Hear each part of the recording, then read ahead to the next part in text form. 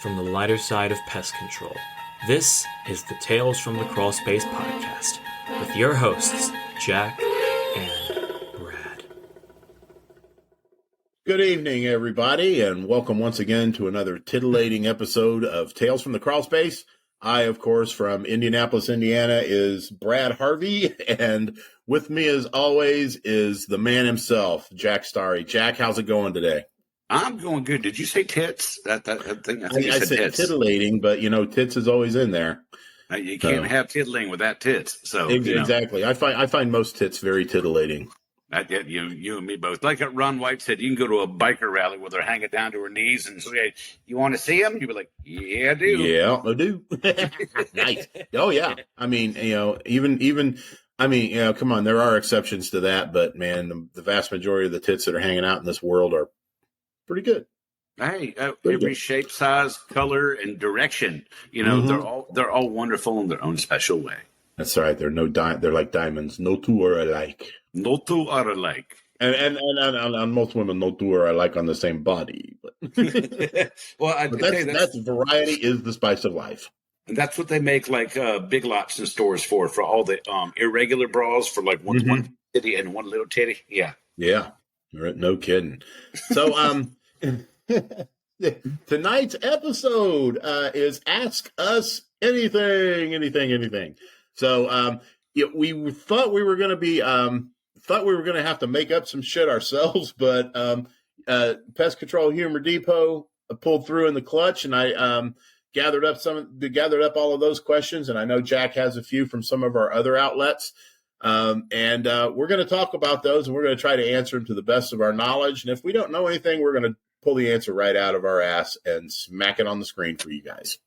Hell yeah. I mean, throwing up shit against the wall, something's bound to stick. But just to give you so you can shit your pants, just want to let you know, as of last night, Tales from the Crawl Space has hit 5,000 downloads. Whoa! Yeah. Fuck yeah, man. Y'all are awesome, and we do this because you guys are enjoying it, and I get great feedback all the time. It's fucking amazing. That's right, Jack. We are here for you, and we don't make a dime. So Nope. We just get our rocks off talking to you guys about this shit. So sometimes during, I just try to keep the mic away from my penis. That's probably a good idea because we don't need to hear. That's right.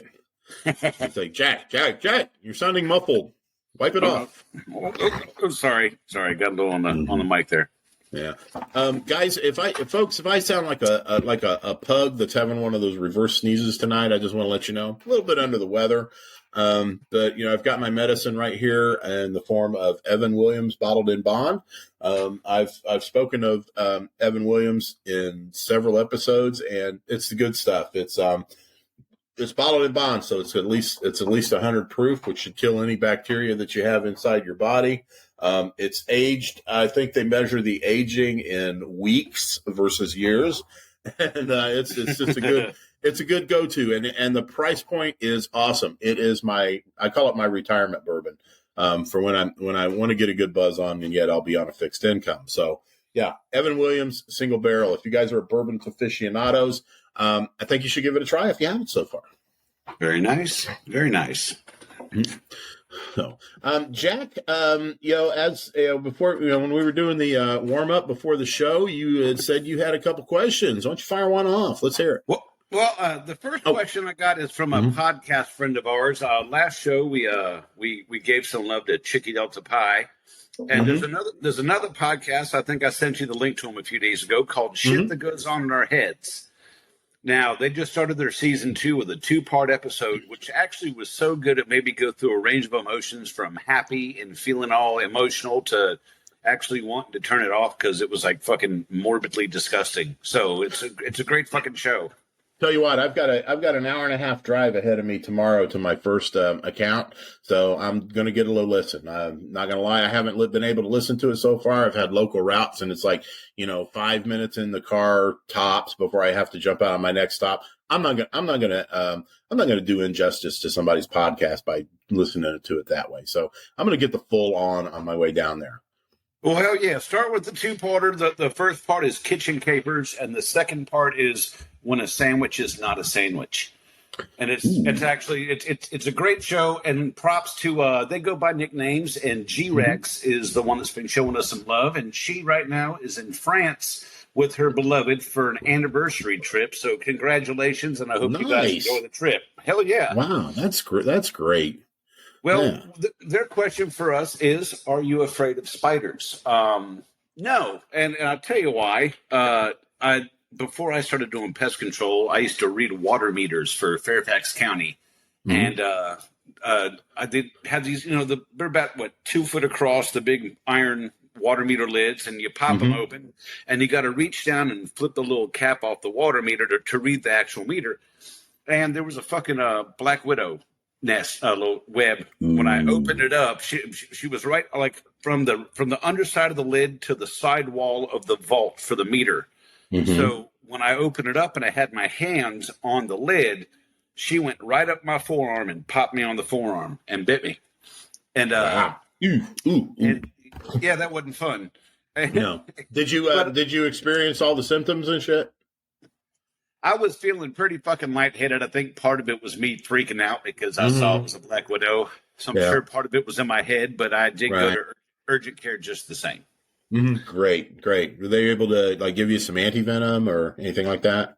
They gave me some steroids and a glass of orange juice, and I got to take the rest of the day off. It was like 105 out, so I was fine with that. Ew. Is there even an anti-venom for black widow spider bites? I don't know. We have so few of them here in Indiana. I mean, we run into them, but usually, when we do run into them, we're like, oh, that's a black widow. I think I'll stay the fuck away from that.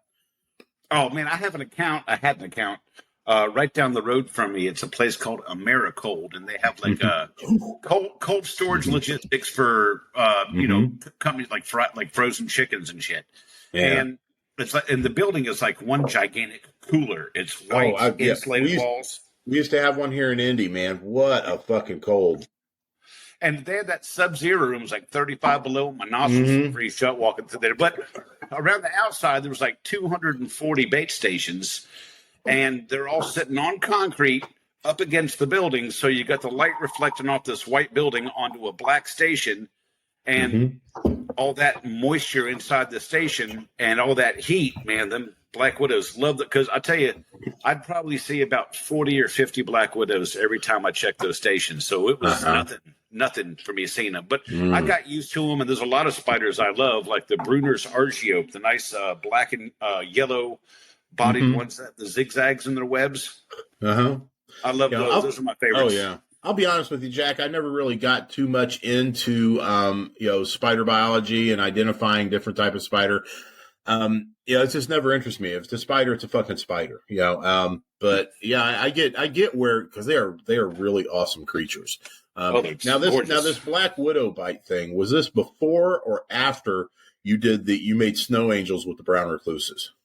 That's before. It's before I was even doing pest controls, when I was reading water meters. So yeah, it was before. Gotcha. Oh, well, good deal. Okay. I want to get with Josh Talbert here from, admin and co-founder of Pest Control Humor Depot, my favorite group. And, we are the Homer Simpson to other groups, Ned Flanders. Josh asks, what's the one time you truly felt sorry for a customer in their situation dealing with life, pests, etc.? Jack, I'm going to let you answer that one first because I need to think about this one. I was reading through my questions. You're going to have to read that one to me again. Okay, what's the one time you truly felt sorry for a customer and their situation dealing with life, pests, etc.? Okay. I was in Bowie, Maryland, and there was this Muslim family, and they had roaches so bad that when you opened the dishwasher, it looked like the inside of the dishwasher was moving because the dishwasher was broken. They were just piling dirty dishes in it. And the roaches were so bad, they'd actually gather on the ceiling above you in like a glut of them and drop off onto you. Oh, Lord. And I didn't feel bad for the adults in the house because clean your fucking house. But the kids, the little kids are, playing around, and I'm thinking, Jesus Christ. And actually, I felt really bad for those kids. Oh, I bet. Mine involves kids too, and this one involves bed bugs. I'm not going to say what company it was that I worked for at the time, but it was horrific. I go into this mobile home, and the place is, I mean, I walk in, it's, it's one of those where you can smell the bed bugs. Don't need a dog to know that they got them. Clustered up on the wall like cockroaches. The mattresses were all dark brown and black from the fecal points and the regurgitation, and bed bugs smeared on the wall where they've taken pot shots at them with a rubber band or their thumb or whatever the fuck. But they were, before I cleared them out so I could do the treatment, they were home. The customer herself, how do I put this genteel? She was slow. And her children were nothing but welts, and they all looked at me like I was Superman coming to fly them away from all this. And it completely broke my heart. I think about that to this day, and the life that those kids had to go through.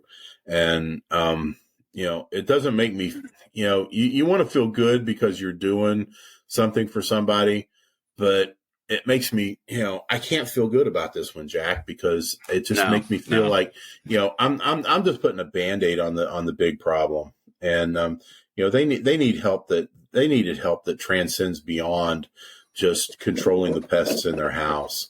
It was something where I did the initial on it, but I didn't do the follow up, and, I moved on to other things, and I really don't know how it turned out for them, but I think about them to this day. And, it's just one of those things. And it is one of those things that keeps me going because, we're doing something for people. Even, when it just seems like, even when it just seems like a grind day in, day out, houses, businesses, you're just trying to get numbers and whatnot. The customer is the most important thing here, not your numbers, not, how many people stay and how many people leave your service, how much revenue you can generate for the guy with the solid gold ass wiper next to his toilet. It's about what we can do for the customers. Our job primarily is to protect the health of people all over. And as professionals, we can't lose sight of that. Now, that's for sure. And I got to piggyback on that because I think you just brought up a repressed memory when it came to a bedbug job. I serviced a house in Woodbridge, Virginia, with a family that had an adult, low-functioning autistic son. Mm-hmm. And he was prone to running. He was a runner. So if in the middle of the night, he'd get up, figure out how to unlock the door, and take off down the street in the middle of the night. And what they ended up having to do, and this is morally questionable, was they had to put a lock on the outside of his door. But then they put a bathroom right off the bedroom. So he was locked in this bedroom, but he had a bathroom, but he was locked in the bedroom. And they found this one poster that on the side of the road, somebody set it out for like, hey, free. And this, framed poster, and they apparently got it and gave it to the kid and the adult rather. Mm-hmm. And it was riddled with bed bugs. And when we went to do the heat treatment, they had rolled out a vinyl floor on top of the hardwood floor because he was prone to making a mess, if you know what I mean. Yeah. And when we started doing the heat treatment in that place, man, once we were done, once the 8 hours of heat in that room was up, I had 2 full dustpans of bed bugs swept up. 2 full dustpans. I mean, massive amount of bed bugs. It was horrible.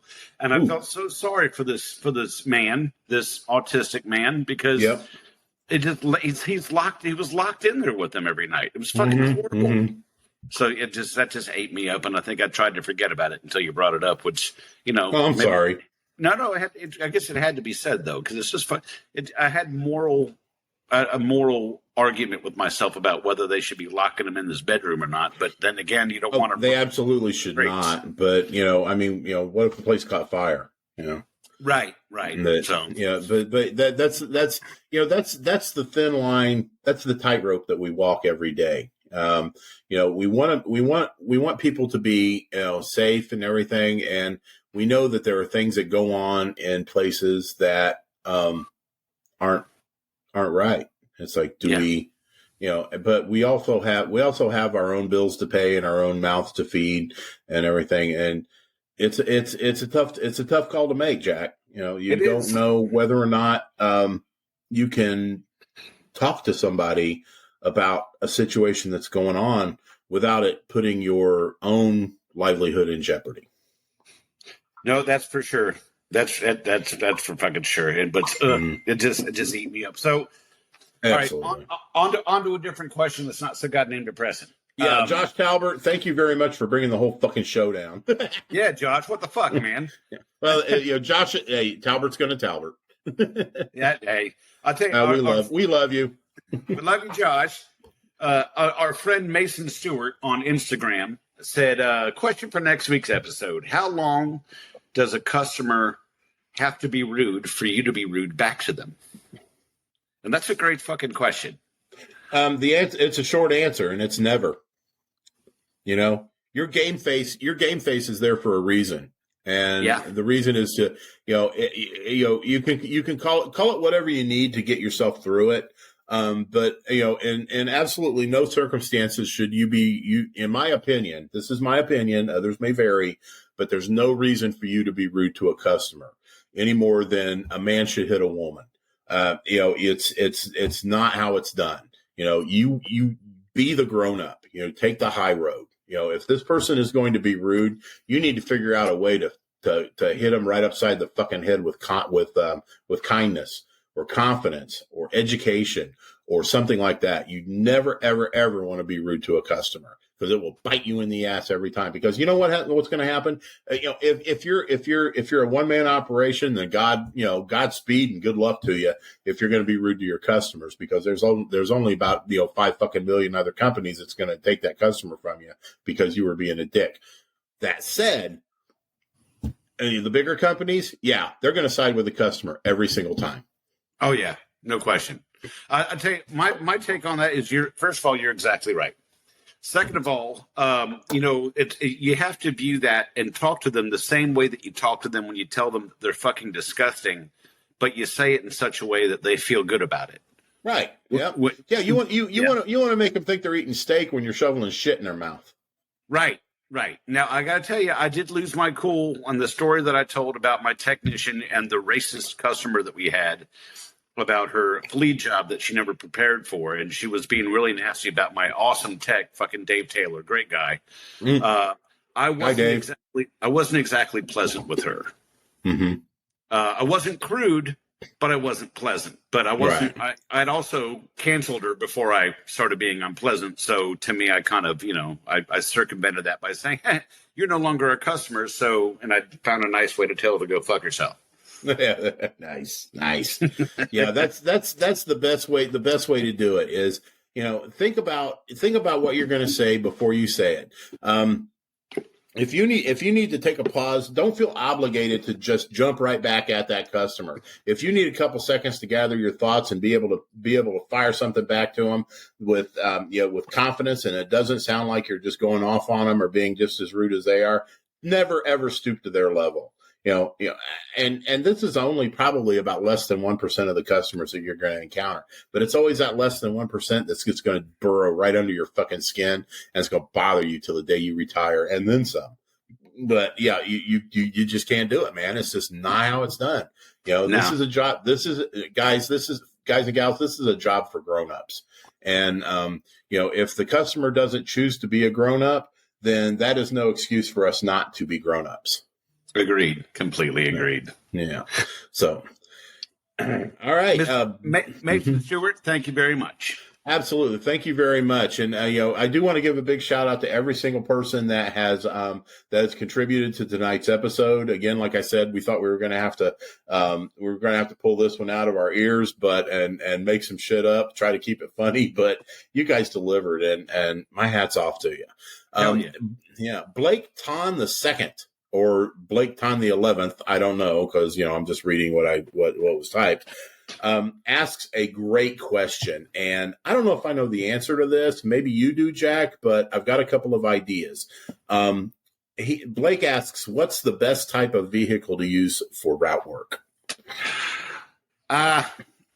Well, I can tell you what isn't. I worked for a company that had me riding around in a Prius. Now, if I'm correct, in a lot of states, when you're driving around with chemicals in the vehicle, you need to have something that separates you from the chemicals in the vehicle, some type of barrier. Mm-hmm. Yep. I had one of those Nissan Sprint vans that had like a wall put up between, where the driver compartment was and the back. And that was a great damn vehicle. That really was. That thing was small enough to get through town in Harrisburg, Pennsylvania. Carried everything I needed. And the roof of it was high enough that my 6'4" ass didn't have to squat down like Magilla Gorilla just to get in the back of it to get stuff. Those Nissan Sprint vans are actually pretty cool. I love those things. But a Prius is not the way to go, especially when you're my size. I look like a monkey fucking a football driving that thing around. Yep, absolutely. My answer is, if you want to know what the best type of vehicle to use for route work right now, my recommendation to you is to contact Byron Barnes of Barnes Exterminating in Tennessee, because he owns a DeLorean. And because you're going to need that DeLorean, because you're going to have to fucking go back in time to 2014. 2014 is the last year that the Chevy Colorados, the GMC Canyons, and so forth were the body style that they were. They went and changed them, trying to make them into fucking something magnificent, and they failed miserably. Oh, yes. Okay. The pre-2015 Chevy Colorado. Now, I'm only speaking of American vehicles, because to be honest with you, the three companies I worked for always bought American. I know that Toyota and Nissan and stuff make some really epic, really good vehicles. But I can't speak about them because I've never used them. What I know is the good old American apple pie hot dog, Chevy Colorado pre-2015 was one of the best flipping vehicles they ever made. Now, the only drawback to the Chevy Colorado of that era is the console. The console, it seemed like they made the undercarriage of the lid to the console out of compressed sugar. Because that fucker, you sent your elbow through it like right away. Now, they did improve on it in the post-2015 Colorados. I think they used like slate or plate steel or something, because, if you try to send your elbow through that fucker, you're going to need a new elbow. That is the only issue that I had with those. The body style was good enough. The cab itself was, adequately roomy. That console was able to flip up out of your way if you needed to. Cruise control was standard on them. You couldn't find one without cruise control at that time. If you did, you had to find something. And nowadays, they basically eliminated cruise control, and companies are buying trucks without cruise control, and that sucks donkey dicks. Especially these guys that got to run remote routes. But of all the vehicles that I've had, I've driven in the time and during my career, I've driven Dodge Dakotas, which that was the first truck I ever drove when I got into the business, and this was like 1992, and I was driving some of the very early Dakotas at the time. They didn't have shit. As far as features, it was a straight 6 engine. No fucking radio, no power steering, no power brakes, no radio. But I didn't give a shit, because I don't listen to the radio too much anymore when I'm driving, because I'm a manager. Anytime I get into a song or a podcast or something, sure enough, my goddamn phone rings. So I pretty much run silent and deep when I'm out on the routes. But as far as the features, the reliability of the pre-2015 Chevy Colorado, if you're dead set on buying American, that was the one to have. And unfortunately, it's gone. So may it rest in peace. God bless its memory. I had one of those when I was with the first Donnie and Marie Pest Control Company I was with, and it was a hell of a truck. It was nice. I liked it, dude. And when they had manual transmissions, they were fucking fun. My favorite manual transmission work truck was a Chevy 3100. It was a Big Blue for Schmerlick. When my first job with Pest Control was Schmerlick, and I had this huge Chevy pickup truck with two 100-gallon tanks, and their custom built termite rig, and it was fucking amazing. And that was the best truck, and it was a stick. So man, I love cruising around that thing. She was awesome. Big Blue. Yeah. I'll have to tell you about a dream I had talking about, doing route work and what type of vehicle and stuff. This was a dream, and it was a dry one, Jack. So just calm down, just settle down. Man, what the hell? I know, it's like, I'm at the age where you have dry dreams and wet farts. But anyway, this dream involved me driving through driving a route in a one of those big Tupperware salad bowls. I'm serious, man. I was fucking flying in this damn thing. I was going down State Road 36 in Avon, just blowing through the red lights and everything, and I was just grinding on that fucking salad bowl, and it was great. Don't ask me why I dreamt that, but it was a funny. I told my wife, and we still laugh about it. Shit, I had this dream about 10, 15 years ago. Oh my God. Anyway, so yeah, Blake, get a time machine, You get with Byron and see if he can, his flux capacitor is working, and take you back there and get one. Yes. The Vegematic one where you can throw shit down in it and kind of feed it so you can go back in time. That little thing on the top. But that was go. All right, I got a few rapid fire here from our podcast friends at Chicky Delta Pie. Okay, rapid fire. So they're going to get short answers, but they're going to get answers. The lightning round. What's the craziest call you've been on? That would probably be the one where the chick was naked with the big pile of coke and the big pile of weed on the glass coffee table with her leg cocked up, asking me if I wanted something. And I told her I wasn't sure which one of the three things she was talking about, but I was going to pass. Nice. Second question, was there ever a time you wanted to leave the pest control business? Every single day I worked for Donnie and Marie Pest Control. Nice. And the last but not least, when you're not working, what do you spend your time doing? I do this fucking podcast. That's what I do. I masturbate there you go. Sometimes I do it at the same time, but hey. All right, great. Jack, ask them again so I can answer them. All right. What's the craziest call you've been on? I had to pull a groundhog out of a chain link fence that had wedged itself in so hard in only one of the holes of the chain link. I ended up having to decapitate it with a box cutter.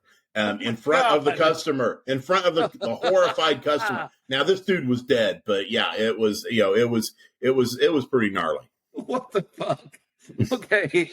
Was there ever a time that you wanted to leave the pest control business? I echo yours. Every day that I worked at the Big Green Tea. There you go. Gotcha. All right. And the last one is, when you're not working, where do you spend your time doing? Tales from the Crawl Space, Pest Control Humor Depot, and what's it called? X-Hamster. Yeah, and we're not talking about the little furry. Well, some might, but they shave those first, don't they? God is my witness, Jack. I thought it was a wildlife website at first, but then I kind of got drawn into it. What, Chicken Delta Pie? 6 days ago, you hit how many downloads? I just had it right here. They're brand new pest control. 6 days ago, they hit 200 podcast downloads. So congratulations, Chicky Delta Pie. Awesome, nice. Awesome. All right, give me now, one. Let me hear one. All right, Mark Ranfraw from Northern Indiana asks, how do I get people to trust me ever again when I can't keep my fucking mouth shut? You're not gonna. That's all there is to it. If you don't keep your fucking mouth shut, no one's gonna ever fucking trust you, and you should have learned your fucking lesson. I concur. When you consider when you tell somebody that they're a friend and a confidant and they confide in you, and then you go and dump it on somebody to think you're going to get ahead, yeah, that is the dickest of moves. And there is absolutely nobody that is going to trust you. And God help you if it gets out, because nobody else around you is going to trust you either. You are going to lead an extremely miserable life. So that's right. You deserve a nice hot cup. The only thing I can tell you, Mark, is to have fun with that. Yep. And because people will never, ever forget it. Nope, people don't forget that kind of shit. You can pull the knife out of someone's back, but the scar is still there. So There you go. Enjoy your nice hot cup and go fuck yourself. That's right.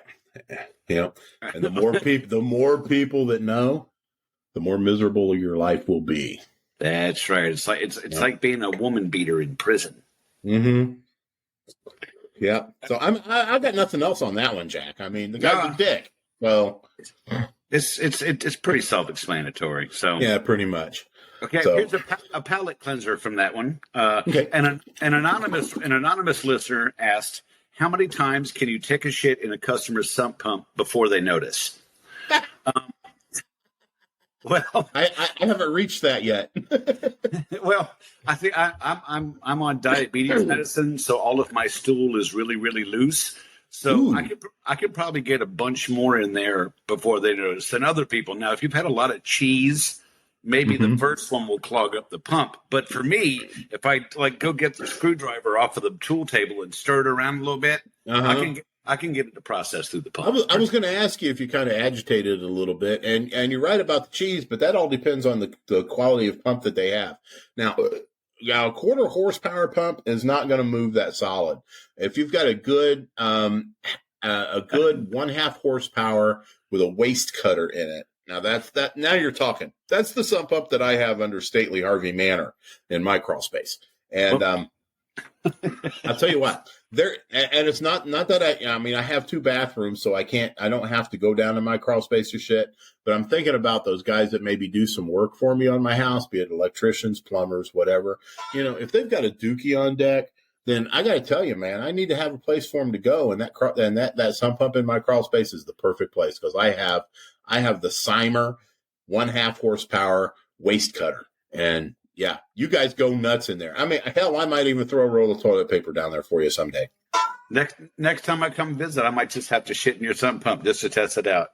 You know what? Hey, it's there for you. Now, if you think you can get your ass into my opening of the crawl space, that's one thing. I mean, so it's like shit. Give me a second. I need to check with Daryl. And it's like, okay.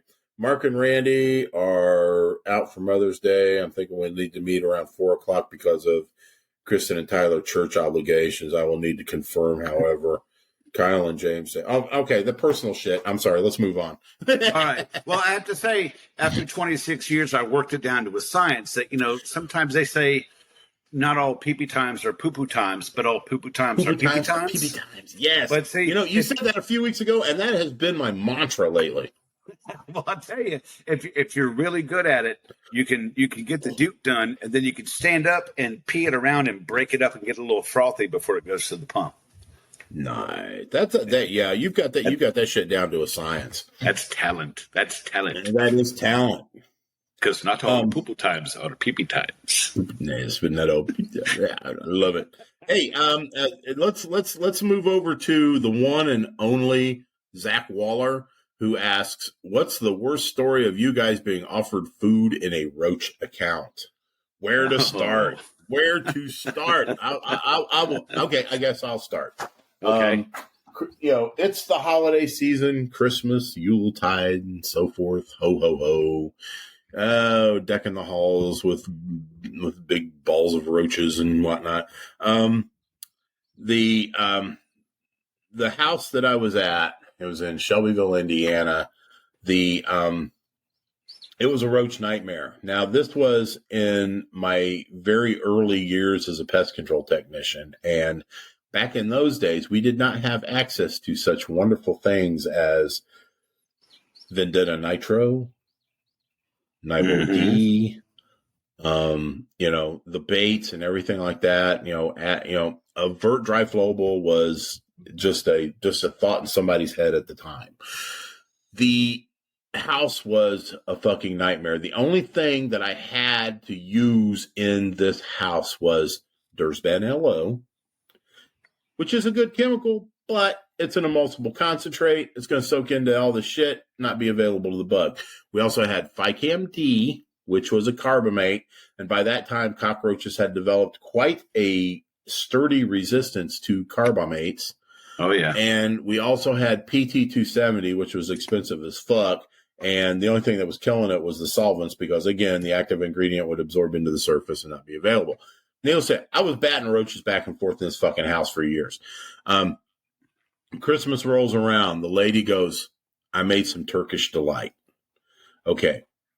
Turkish delight is one of my weaknesses when it's made well and does not have pieces of cockroaches in it.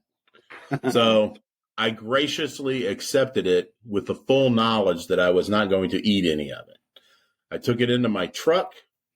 I examined it carefully because let's face it, I was feeling a little snacky and I was like, do I dare? But I opened up the little box that she gave to me and it looked like, I don't know what the fuck came out of it. It's like I don't know what box she put it in. It could have been, a box that she got a dildo from the store or whatever. But I opened it up. I pulled this stuff out. I unwrapped the toilet paper that she wrapped the Turkish delight in.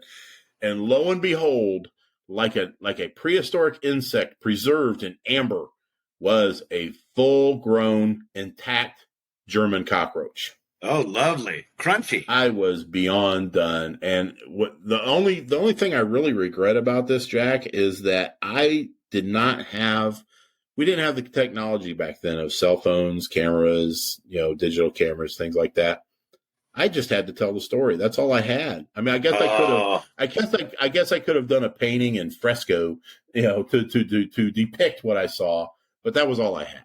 Oh, but God. that was pretty gross. And as far as being, as far as restaurants and stuff, being, a commercial account being offered food in the road, that shit runs the gamut. You want something to eat? No, I don't want something to eat. I've got comida in the car.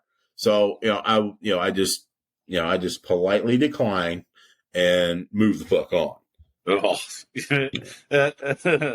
yum, crunchy. Mm-hmm. Yeah, I had a customer that had set out cold sealed sodas for us and a brand new clean paper bowl with Chex Mix, and I had eaten a couple handfuls of Chex Mix, and when I went back to the bowl and looked down, there was Uthika in the Chex Mix, which. If you've looked at Chex Mix, if there's some Uthika sitting in it, you're probably not going to notice it right off the bat. No. So I started to wonder those things that I was crunching, if I'd actually had eaten some, and so that was nasty. I'm going to go ahead and let everybody know that I have indeed ground down on a cockroach, not on purpose, but I have done it, and they are musty and they are bitter. So musty and bitter, you may have bit down on a cockroach. Yeah, and with the Chex Mix is kind of a crapshoot. You can't tell what you're chewing on. So yummy, exactly. Yep, absolutely. Okay, that was it's brought back some pretty horrid memories. Nasty. Yeah. Well, I tell you, I ran out of my questions, so you can have to go to the next all right, one. here we go. This is the Brad show now. Okay. All right. Here we go. My man, Issa Tater. Issa Tater. Issa Tater. Now, keep that name in mind because we're going to talk about him towards the end of the show. Oh, yeah. A lady of the night injects you with a mystery syringe, against your will, of course. It grants you one superpower. What are you choosing? Staying power. Staying power. Yes, I want to avoid the premature ejaculation as often as possible. I want to be king of the penises and be able to sling it all night long. That's right. Yeah. So I want my superpower, staying power. Okay, I'm going to go ahead and say that the good Lord has already blessed me with that, so I'm going to pick another superpower. Yeah. All right. The superpower that I would want is I would like to be able to, with just a wave of my hand, be able to convince or for people to realize when they are being fed a bunch of bullshit. Okay. I could have a bigger dick. I could have a nicer ass. I could have less pendulous breasts in my old age, but this is what I want. because one thing I am really sick and tired of in the world is people falling for bullshit, for straw man arguments, for stuff that they were told they would never happen and never did. That is the one thing I would say, a bullshit filter. That would be my superpower. Yeah, I love that one. And I have to say, mine was tongue in cheek because it was a lady of the night that was injecting me. So, but in all reality, I'd want X-ray vision because for pest control, for pest control, I can see what's going on in the walls. For good-looking women, I can see what's going on in the drawers. So yeah, just X-ray vision. It would be a good all-around thing. So that's what I would like that too. But sometimes I think that having the X-ray vision, if I was using it for certain purpose, would result in some severe disappointment. Okay, Jack, like me, you're old. Yes, I am. Do you remember the movie The Man with the X-Ray Eyes with Ray Milland? I believe I do. Okay, well, if you believe you do, you need to check it out because you need to see that because that is one of the most awesome. It was one of my most horror when I was a kid. It was a really scary movie for me. The guy wanted X-ray vision. He got it, and he had problems. He had issues. But yeah, so yeah, that's a definitely must see for not just you, Jack, but for everybody out there in crawl space land. But was it like General Zod that when he first got the X-ray vision when he came to Earth, he couldn't control it and saw everything X-ray? This was once it got towards the end, basically what he did was he developed an eye drop that he could put in his eyes, and it would allow him to see, and it was pretty mild. He was a doctor, so he would be able to see. First he was able to see through people's clothes, then he was able to see people's organs, then he was able to see their bones. And then it got to the point where that's all he could do is see through the shit. And he was seeing steel beams and buildings and, that was it and stuff. But I'm not going to spoil the rest of the movie for everybody who wants to see it. But it's one of the old horror movies, and it's called The Man with the X-Ray Eyes, starring Ray Milland. Well, to not be able to control that would be horrible in a Walmart after hours. Oh, it would be. Mm-hmm. Oh my God. Mm-hmm. Mm-hmm. Walmarts and convenience stores, man. No thanks. No thanks. What's under that turban? Yeah. Okay. Jason Justman, the man with the awesome hat, wants to know how many corn chunks are in an average dump. It depends. If I'm eating creamed corn, they aren't near as noticeable. But if I eat it right off the ear, it looks like a whole ear of corn when it comes out. Those char-grilled ears of corn they have down in Texas? It's kind of what it looks like. Yes, elote. It looks like elote when it comes out. Yes, absolutely. Now, my answer to that would be it depends on the season. Again, Jack did. I do agree with Jack that if you're eating it from the can, you either don't hardly see it or you never see it at all. But there is something about those fresh roasting ears in the summertime. You bite into them; they're nice and sweet. They are so delicious that you gobble them so fast that you don't chew them properly, like you would, say, a can of corn and whatnot. And then the next morning you're seeing it. And yeah, you're right. It looks like somebody took an ear of corn and dipped it in caramel. It's absolutely. Cream corn is pre-chewed for your convenience, basically. Yeah. I want to ask a question to everybody, and the answer, please post it on Pest Control Humor Depot, because I'd really like to know the answer to this. Now, I'm again, like Jack, I'm old, and back when I was a kid, if a dog shit in a yard and it stayed there for a while, it turned white. Why does it not do that anymore? Please submit your answers at Pest Control Humor Depot on Facebook.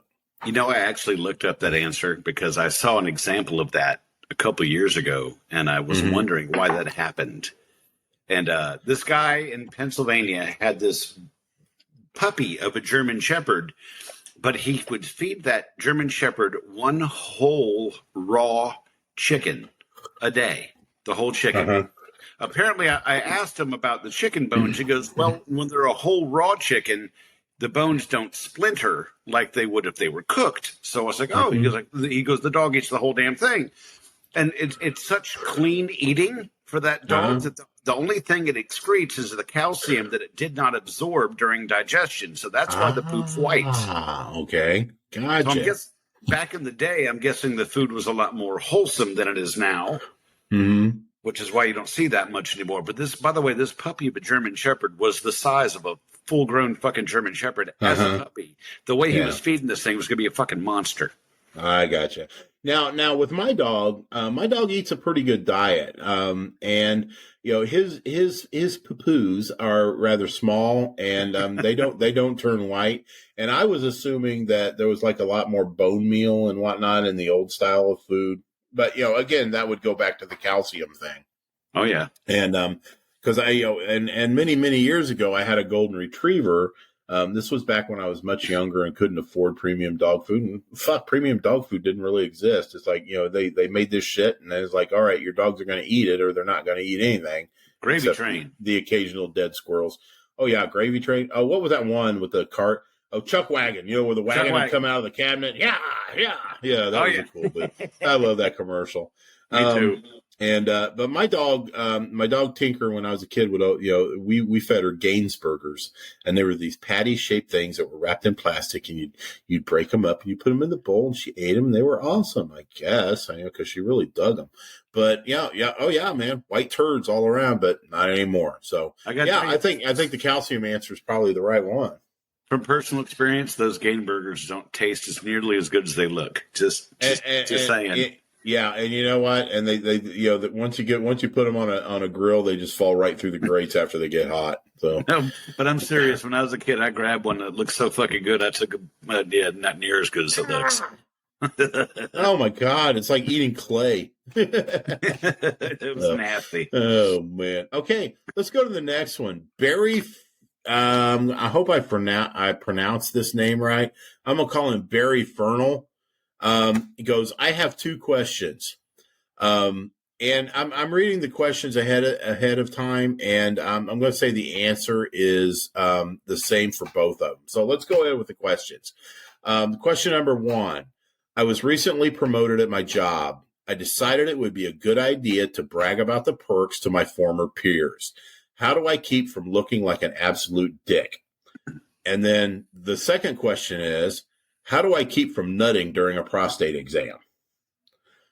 The answer to both of those is you don't. And when I say you don't, Barry, I mean you don't. So, yeah, as far as the bragging about the perks or anything that you may have received as a result of your promotion to, one of your former peers who, now had to report to you, that was bullshit. What you did there was an absolute total dick move. And the response that you probably had gotten from somebody, if it was, it was probably the right one, in response. Now, as far as question number two, I'm sorry, but a prostate exam is a prostate exam. We get to a certain point, in our lives, and sooner or later, if you're a man, at some point in life, the doctor's going to stick your finger up your ass and look for your prostate. Now, if you think you're embarrassed by a doctor sticking his finger up your ass, looking for your prostate, it pales in comparison to the embarrassment you're going to feel once he finds it. Yeah. You're going to get such confused feelings unless you've already accepted that. But you'd be even more embarrassed if he has both his hands on your shoulders. Oh yeah, exactly. It's like the old story about a doctor was getting ready to do a prostate exam, and the guy, the doctor asks you, take your pants off. Where would you like me to put my pants? And the doctor says, over there on the chair next to mine. Hands on the shoulders, that ain't my finger. Absolutely. Okay, this takes us to our last question, folks. The lovely and personable Christopher Cable asks, when did you get sick of the other pest control groups and decide this was really the only worthwhile one, and why? That's Jack, I'm going to let you take that one. Well, well, first of all, I mean, look at the choices that you have. I mean, look what's out there. I mean, you're either getting Gainsburgers or Gravy Train, or you're going to go get a Ruth's Chris steak. I mean, come on, it's the choice is obvious for one. But second of all, I mean, it's the home to Tales from the Crawl Space, so that has a fucking that's like a ton of points there too. So, absolutely. I mean, it's when it's right, and it's not that he decided that something. He was predestined to do this, so the world was just waiting for the depot. Thank you. It's just a matter of time. Thank you. Yeah. I look at the problem that I have right now, folks, is the fact that Zuckerberg is just a complete total asshole. And, we basically kill things for a living. I mean, it's what we do. It's what we've always done. Back when the Egyptians were using crushed up chrysanthemums to keep, the Pharaoh's crabs down. Yeah, that's what we've been doing. We've been killing shit. And, we can't even get on the fucking Facebook on our own group, a private group, I might add, and be able to talk about what we do for a living. And what we can't freely talk about what we do to help protect the health of the world's people. And that alone pisses me off. Now, what else pisses me off is that the other platforms are a pain in the ass, and I can't figure them the fuck out. So right now, Facebook's what we got. That said, I can't believe how awesome everybody has been on Pest Control Humor Depot.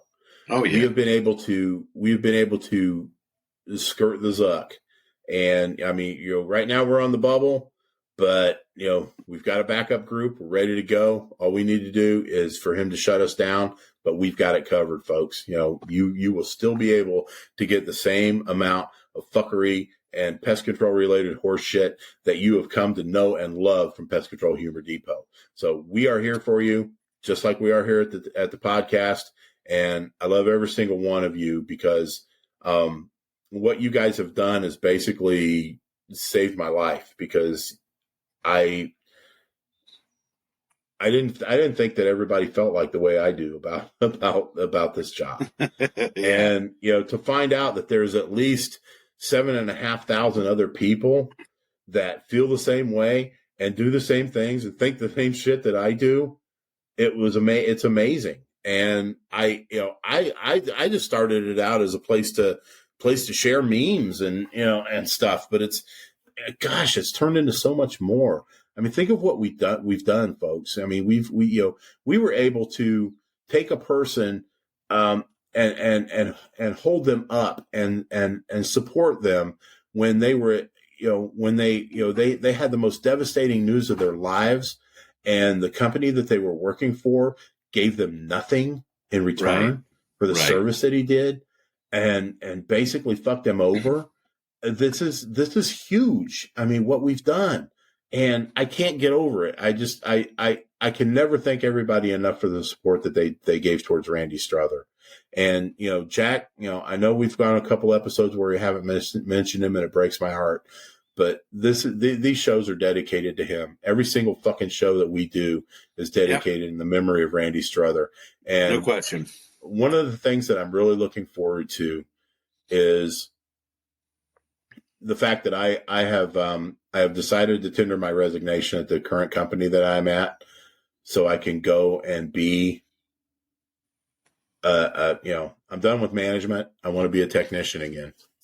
So Good. I'm going to another place to do that, and I'm going to take all the lessons that I learned from Randy Strother with me, and God help the guy that hired me, because he's in for a hell of a ride. But not only is this episode and every episode of Tales from the Crawl Space dedicated to you, Randy, the rest of my career is dedicated to you as well, and I hope I don't let you down.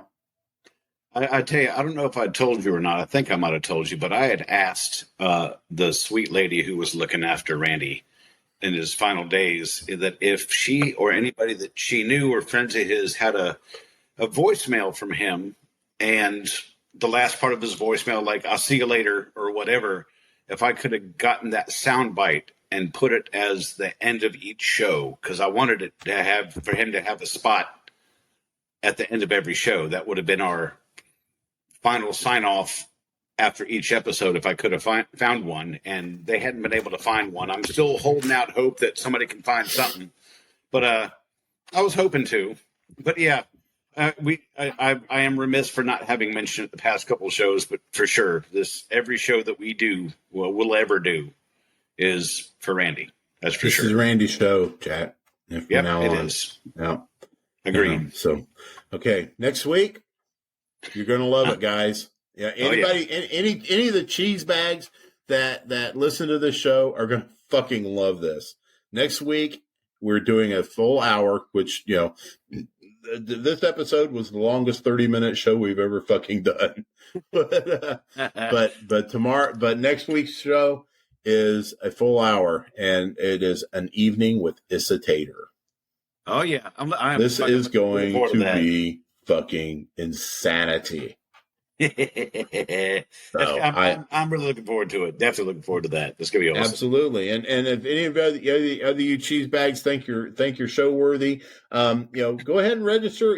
Register as a guest at tftc.wtf, and we'll talk to you and see if you'd like to get on the show. Yes. Oh, there's one thing I forgot to mention.